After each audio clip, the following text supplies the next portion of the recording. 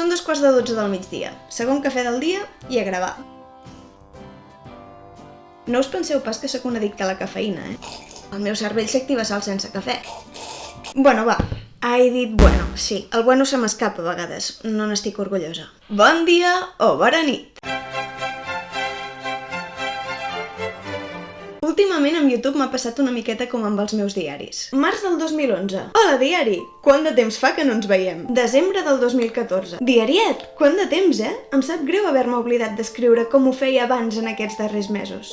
Que pedant que era. Gener del 2016. Després de mig any, hola de nou. Desembre del 2019. Ha passat més de mig any des de l'últim cop que et vaig escriure. Març del 2020. Començava la quarantena. Què carai he fet aquests 3 mesos en què he desaparegut? Juliol de 2021. Primer de tot, bon any. A veure fins a quin punt sóc capaç de reconstruir els esdeveniments d'aquests darrers mesos. Buf, serà complicat, perquè tenim, si fa no fa, un any de pàgines en blanc. Desembre del 2022. Sí, m'ha tornat a passar mig any volant sense deixar-me caure per aquí. 2011, 2014, 2016, 2019, 2020, 2021, 2022... Fa gairebé 14 anys que explico la meva vida en un quadern. En algun quadern que he anomenat diari, tot i que no sigui diari perquè no hi escric diàriament, tal com heu anat comprovant. El que vull dir és que he tingut diverses temporades absents, però sempre he tornat. Sempre! Jo no sé si em passaré tants anys penjant vídeos al YouTube com els que m'he passat i em penso seguir passant escrivint al diari. Però la filosofia és que l'Aida Roca, tard o d'hora, sempre torna. L'Aida Roca sóc jo, per cert. I la filòloga de guàrdia, que sol dir que és una part de l'Aida Roca, també acaba tornant sempre. I aquí em teniu, acabada de tornar en un nou vídeo de YouTube. Realment avui em proposo fer una miqueta el mateix que faig als diaris.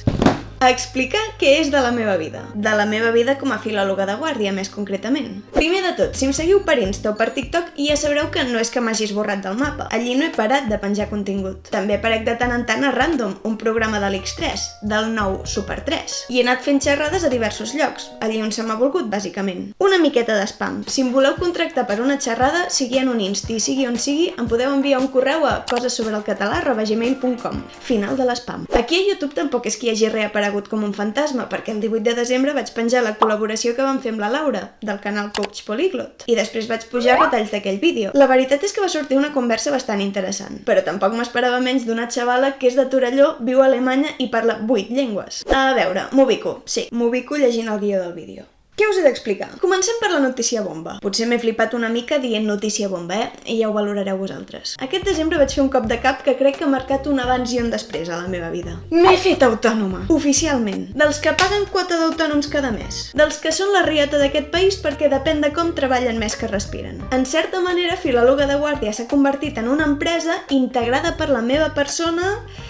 I prou. Però us diré una cosa. Jo no penso ser la típica autònoma que treballa i treballa. I jo valoro molt el temps lliure i la meva salut mental. A més, si no tinc cura de la salut mental, aquesta empresa que es diu filòloga de guàrdia durarà 2 Ave Maries, o 3, però no gaires més. Realment ja fa 4 mesets que la meva feina són les xarxes i tot el que se'n deriva. Fins ara he anat navegant, organitzant-me com he pogut. I no és que ho hagi fet malament. Altres coses no, però organitzada ho soc bastant. El tema és que ara tinc ganes de ser encara més organitzada. Tinc ganes de construir-me un horari amb totes les tasques periòdiques que em toca fer. Vull tindre unes hores fixades per escriure guions, ja siguin guions de vídeos o de xerrades, 1 o 2 dies per gravar, 2 o 3 dies per editar, una estona del dia per respondre missatges d'Insta, una altra estona per llegir comentaris dels vídeos, una altra estona per gestionar el correu, això dels correus ja ho he anat fent fins ara, una altra estona per fer factures i gestionar tema diners, unes altres estones per fer stories d'Insta. De fet, porto una temporada llarga en què pràcticament cap dia he estat més de 24 hores sense penjar res. Amb el tema missatges m'he intentat posar les piles aquestes últimes setmanes, però reconec que a vegades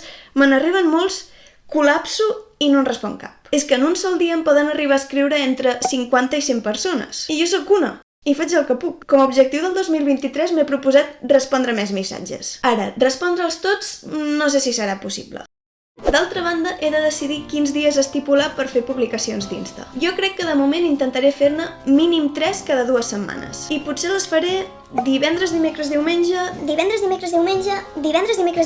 I així anem fent. També m'agradaria posar-me una mica més amb TikTok, perquè fa any i mig que me'l vaig fer i tinc més de 15.000 seguidors i m'hi segueixo sentint molt boomer. Però cal tindre en compte que més de la meitat de feines remunerades que m'han arribat han sigut gràcies a TikTok. Així que sí, m'hauria d'espavilar amb TikTok. Pel que fa a YouTube, és que passa una cosa, gent. Un vídeo de YouTube ben treballat i tal de les 30 hores de feina no baixa. En canvi, un vídeo de menys d'1 minut, com els que penjo normalment a l'Insta o a TikTok, porten unes 5 hores de feina. Amb el temps que necessito per fer un vídeo de YouTube, en puc fer 6 o 7 per l'Insta o per TikTok. Això vol dir que abandonaré YouTube? No, vol dir que no el prioritzaré tant. Tot i així tinc algun projecte per a aquesta plataforma. Per exemple, fa uns mesets vaig canviar el disseny de totes les meves xarxes. Tinc foto de perfil nova, foto de portada nova, vídeo d'entrada nou, paleta de colors nova, i la intenció és fer un vídeo de tot plegat parlant amb la dissenyadora, la Xènia, que és la que va il·lustrar la història del català. De fet, li vaig proposar de treure aquest vídeo en motiu de les 50.000 visualitzacions a les quals ja havia arribat la història del català. Què passa? Que ara en té més de 60.000.